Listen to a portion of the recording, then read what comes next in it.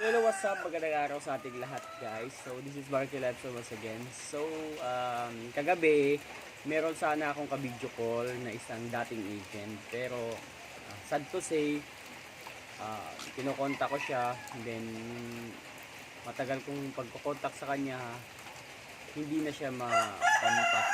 I mean, sa through messenger, no? So, nakalagay doon, this person is not available right now. So, I don't know kung dami account niya lang ba yon, but I hope sana nakausap natin yun, no? Para at least kahit pa paano makakuha tayo ng idea or updates about on the leading application na syempre masishare ko sa inyo, no? Pero anyways, maybe baka kontakin din ako niyan soon.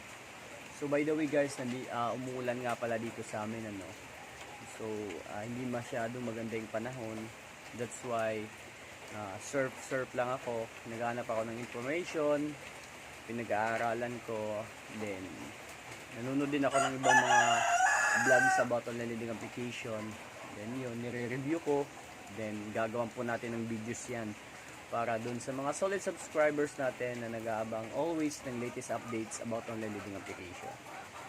So yun, stay tuned lang po tayo palagi. Then sa lahat po ng mga stress, depressed, relax lang po tayo. Huwag po natin ituon yung ating isipan, yung attention natin sa mga online leading application na yan. Okay?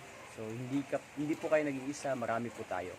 So once again, yung taong gustong makipag-video call sa akin kagabi is kumbaga hindi natuloy. So I hope this day sana kontakin niya ako kasi marami akong mga question na itatanong sa kanya. Tsaka siya yung unang nakipag-communicate sa akin. So I hope this day kontakin niya ako. So never mind the background music, no, ng mga manok kasi nandito ako sa manokan namin. So gagagaling ko lang